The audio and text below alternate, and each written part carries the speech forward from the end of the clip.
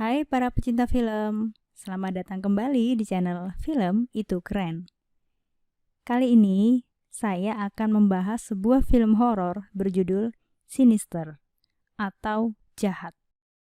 Film ini dirilis tahun 2012, disutradarai dan ditulis oleh Scott Derrickson.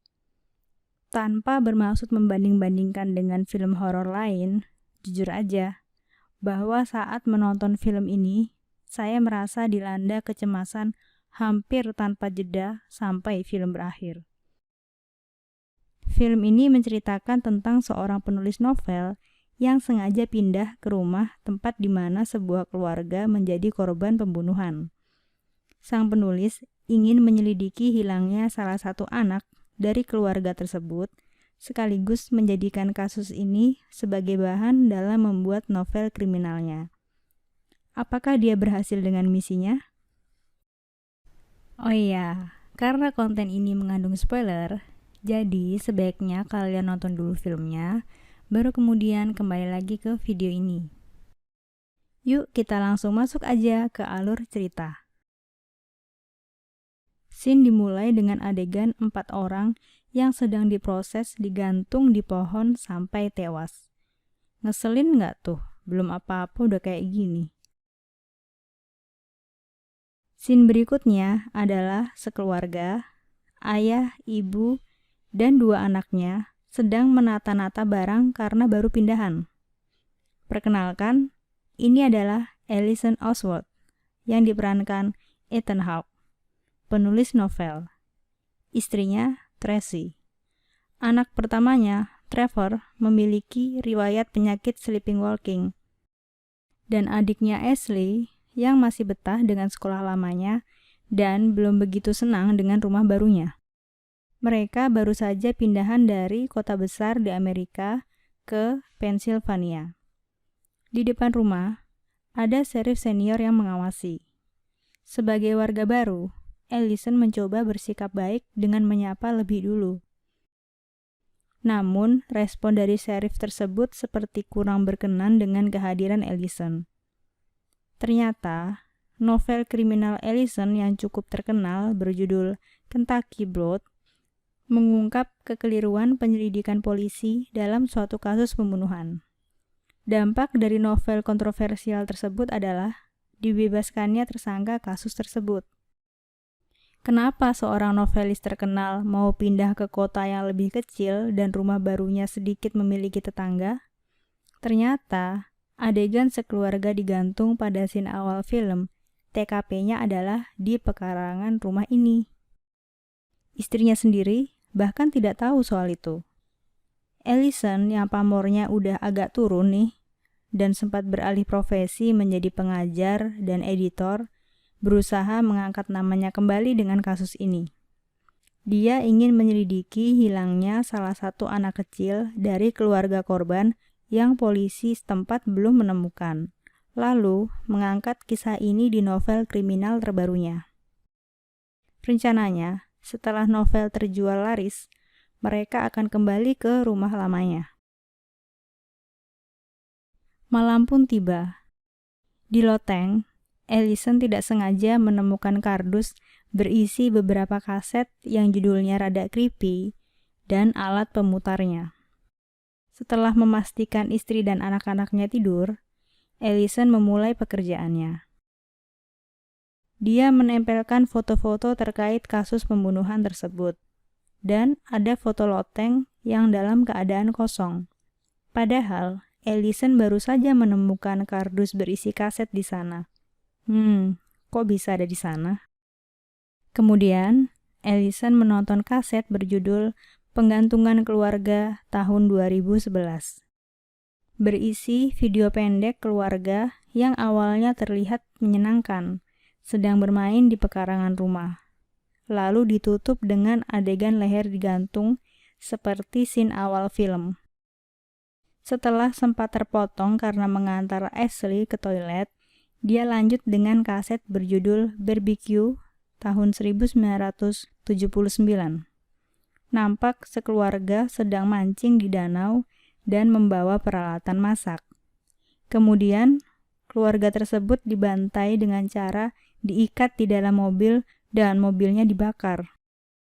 Setelah menonton 2 video tersebut, Ellison menghubungi polisi setempat.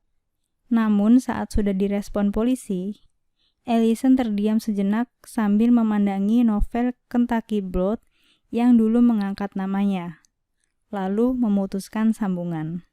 Sepertinya dia berpikir, kalau kaset-kaset tersebut diserahkan ke polisi, penyelidikannya sendiri terhenti sampai di sini dan novelnya jadi nggak maksimal. Ellison lanjut ke kaset berjudul Pesta Kolam tahun 1966. Baru banget mau dimulai, Ellison mendengar suara dari lantai bawah. Ternyata Trevor kumat lagi sleeping walking-nya. Dia keluar dari kardus tanpa baju sambil teriak-teriak. Ngigonya ngeri guys, mimpi buruk kayaknya. Paginya, saat Tracy mengantar anak-anak sekolah, Ellison lanjut menonton kaset Pesta Kolam tahun 1966. Nampak keluarga bahagia sedang bermain di kolam renang. Malamnya, hal mengerikan terjadi. Sekeluarga diikat lalu ditenggelamkan. Namun kali ini, di kolam tersebut muncul sosok mengerikan yang sedang melihat ke arah kamera. Ellison terkejut. Lalu video berakhir. Meski sebenarnya masih syok, Ellison memutar kembali kasetnya, lalu mempause bagian sosok mengerikan tersebut, lalu mendekat dan mengamatinya dalam-dalam. Wajahnya nampak seperti bukan manusia. Tiba-tiba, proyektor terbakar. Ellison berusaha menyambung kembali bagian yang rusak dan diputar lagi, lalu direkam dengan kamera modernnya. Dari bawah, terdengar suara Tracy sedang memarahi Trevor. Ternyata, Trevor menggambar pohon dengan 4 orang yang digantung di papan tulis kelas dengan spidol permanen. Tracy menduga Trevor mengetahui kisah yang sedang ditulis ayahnya. Padahal Tracy sudah meminta ruang kerja Ellison selalu dikunci agar anak-anak tidak bisa masuk. Malamnya, Ellison melanjutkan menonton kaset berjudul Waktunya Tidur tahun 1998. Agak berbeda dengan sebelumnya. Video ini tidak dimulai dengan keluarga yang sedang bercengkrama, namun langsung menampilkan rumah di malam hari saat seharusnya keluarga sedang tidur. Lalu kamera berjalan terus ke kamar tempat keluarga sedang diikat. Dalam keadaan tidak berdaya, leher mereka digorok.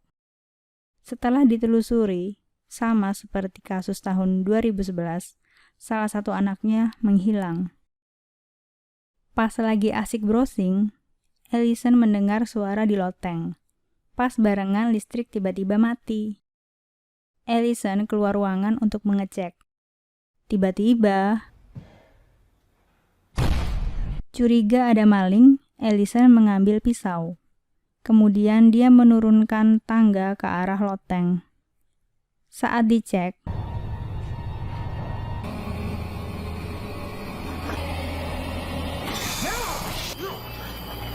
Ellison kaget karena ada ular.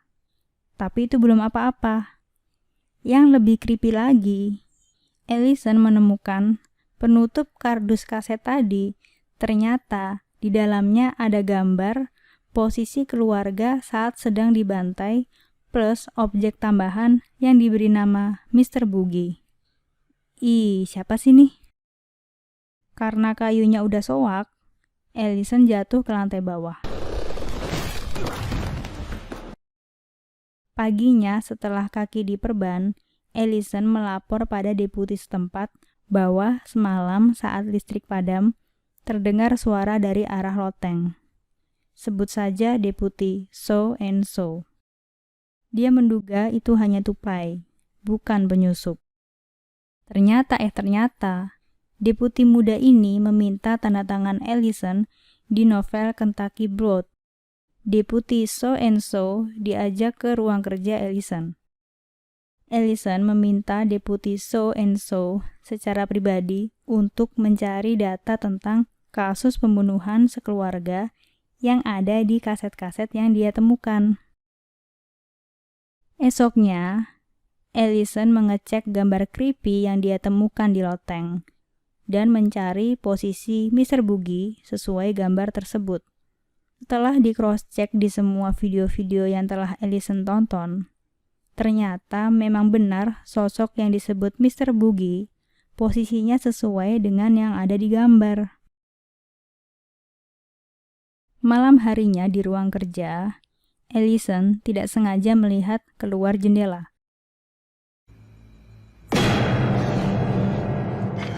Dan dia melihat sosok Mr. Boogie di pekarangan.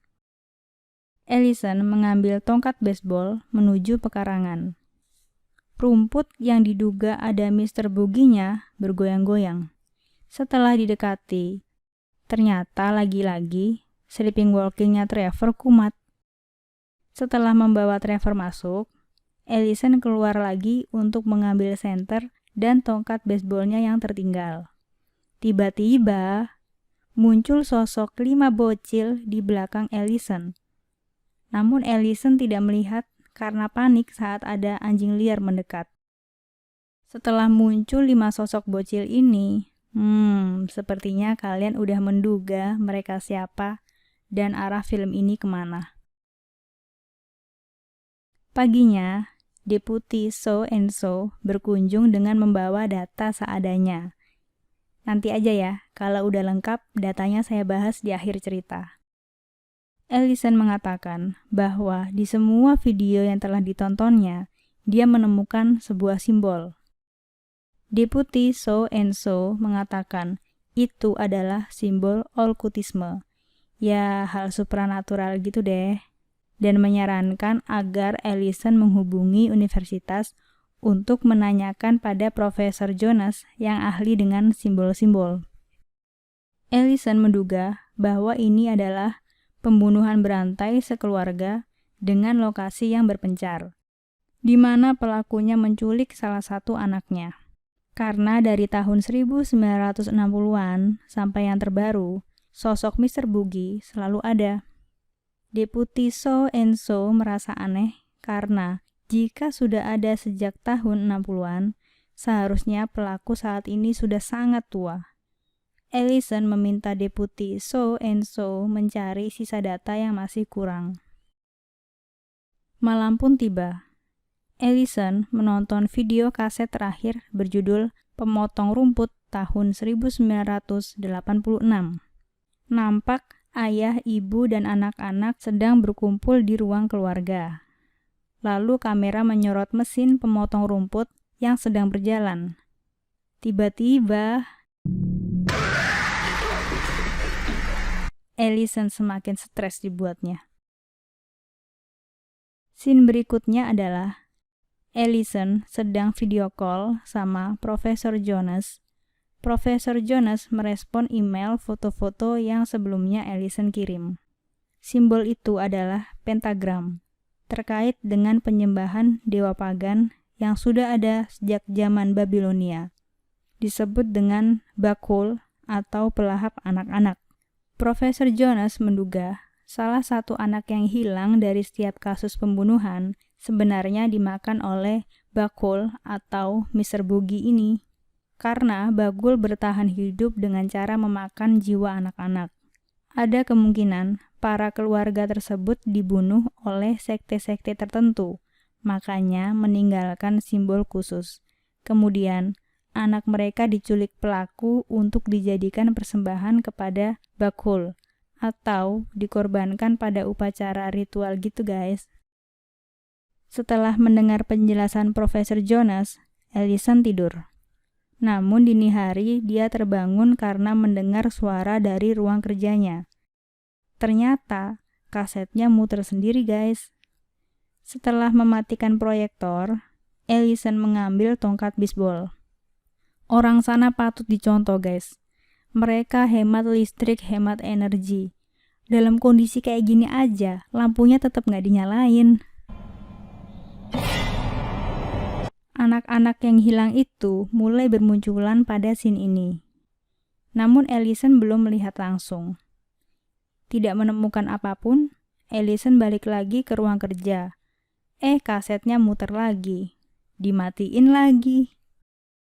Tanpa Ellison sadari, sebenarnya Ashley lagi sawan karena di kamar dia melihat salah satu bocil tadi telah menggambar pohon dengan 4 orang tergantung di dinding kamarnya.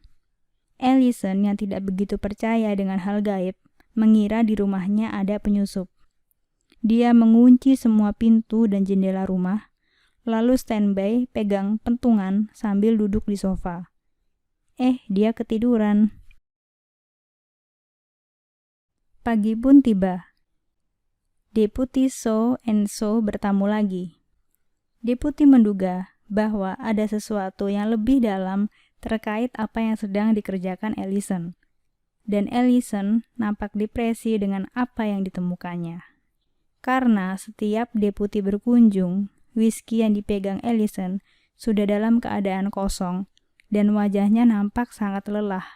Kalau menurut saya nih ya, Ellison tidak mau melibatkan siapapun dalam penyelidikannya karena dia tidak mau semua penemuannya dialihkan ke polisi. Dia masih kekeh untuk meneruskan novelnya dengan menyelidiki sendiri. Deputi So and So ini hanya digunakan untuk mendapatkan informasi. Begitupun Profesor Jonas. Tapi tetap tidak mau cerita apa yang sudah dia temukan. Kemudian saat lanjut kerja, keluarga ini dihebohkan karena Ashley menggambar bocil perempuan di dinding luar kamarnya. Ashley mengatakan bahwa Stephanie tidak mau digambar di dalam kamarnya. Saat Tracy bertanya siapa Stephanie, Ashley menjawab bahwa dia adalah anak yang sebelumnya tinggal di sini yang sedang ditulis di buku Ellison. Ya, ketahuan deh. Drama pertengkaran rumah tangga pun terjadi. Tapi Ellison yang tidak percaya hal gaib, dengan segala hal aneh yang dia temukan, sudah ditutupi oleh ambisinya untuk menjadi novelis kriminal terkenal. Dia masih saja menganggap hal aneh yang terjadi, bahkan terhadap anak-anaknya sekalipun, adalah kebetulan. Penyakit tidur sambil jalan Trevor yang kumat lagi setelah sudah lama sembuh, itu kebetulan. Gambar yang Ashley buat, ya karena dia senang menggambar dan berempati terhadap Stephanie yang menghilang. Tinggal di rumah bekas sekeluarga dibunuh, meski harga murah. Saya sih nggak mau. Apakah menulis sebuah kasus harus tinggal di rumah korban juga? Kan bisa dong cari penginapan lain di area yang nggak terlalu jauh. Malamnya, pas lagi enak-enak tidur, Ellison terbangun karena suara kaset yang diputar. Karena ini kan pakai proyektor jadul ya. Videonya juga masih bentuk pita kaset, jadinya masih berisik gitu. Saat dicek di ruang kerja, alat tersebut sudah tidak ada. Siapa yang mindahin? Ellison mengikuti suara tersebut sampai ke arah loteng. Tangga sudah diturunkan seperti mempersilahkan Ellison untuk naik. Dan saat dicek, ternyata yang menonton video tersebut adalah 5 bocil. Tapi ada yang lebih ngeselin lagi loh. Sebentar ya. 1, 2. Ellison terjatuh. Gak lama kemudian, kardus berisi kaset dan proyektor jatuh. Ellison langsung membuang ke tong sampah dan membakarnya. Lalu istri dan anak-anaknya dibawa pergi dari rumah itu. Di perjalanan, Ellison mengatakan dia tidak akan menulis buku lagi. Esoknya, Ellison sekeluarga kembali ke rumah lamanya. Jadi dia hanya bertahan 5 hari di rumah horor itu. Kalian pikir sudah selesai? Oh, belum. Malam hari di ruang kerja, Ellison membaca email dari Profesor Jonas yang mengirimkan gambar-gambar mengerikan. Mereka video call lagi. Mr. Jones mengatakan bahwa simbol yang pernah Ellison kirim bisa jadi merupakan akses bagi Bakul untuk masuk ke dunia manusia dan menculik anak-anak. Jadi anak kecil yang melihat simbol tersebut, pikirannya akan dirasuki hal-hal yang membuatnya dapat melakukan sesuatu yang mengerikan, kemudian mengambil jiwanya. Sebenarnya dulu banget udah dihancurkan umat Kristen pada masa itu, tapi masih tersisa sedikit, sehingga Profesor Jones sendiri sedikit sekali mendapatkan informasi. Kelar video call, Ellison melanjutkan bebenah dengan membawa kardus ke loteng. Dan ternyata di loteng dia menemukan kardus berisi barang laknat yang sudah dia bakar. Karena kesal, Ellison mengacak-ngacak isi kardus tersebut. Lalu dia menemukan sesuatu yang tidak ada sebelumnya, yaitu amplop kecil bertuliskan adegan akhir yang dipotong. Karena penasaran, Ellison menyambungkan potongan kaset tersebut. Kemudian, Deputi So and So menelpon. Sebenarnya dia ada sempat telepon beberapa kali seharian ini, tapi direject mulu karena Ellison lagi ribet. Deputi So and So membawa kabar yang sangat mencengangkan. Nah, sekarang saya jabarkan ya per kasusnya. Keluarga Stevenson yang digantung tahun 2011 sebelumnya tinggal di rumah keluarga Millers yang digorok tahun 1998. Keluarga Millers sebelumnya tinggal di rumah keluarga De Luzio yang dilindas pemotong rumput tahun 1986. Keluarga De Luzio sendiri sebelumnya tinggal di rumah keluarga Martinez yang dibakar tahun 1979. Dan keluarga Martinez sebelumnya tinggal di rumah keluarga yang ditenggelamkan tahun 1966. Ellison baru saja meninggalkan rumah keluarga Stevenson 2011. Dikhawatirkan akan terjadi sesuatu. Setelah mendengar penjabaran Deputi So and So, Ellison menonton kaset potongan adegan akhir. Dan hasilnya, semua kasus pembunuhan keluarga itu ternyata pembunuhnya adalah anak kecil yang hilang. Jadi bukan anak kecilnya yang diculik pembunuh lalu dipersembahkan ke Bagul. Namun, Bagul itulah yang meracuni otak bocil-bocil ini agar membunuh keluarganya, kemudian mengambil jiwa raga mereka yang masih polos ini untuk dibawa ke alamnya. Kelar nonton video, Ellison langsung pusing 7 keliling, lalu terjatuh.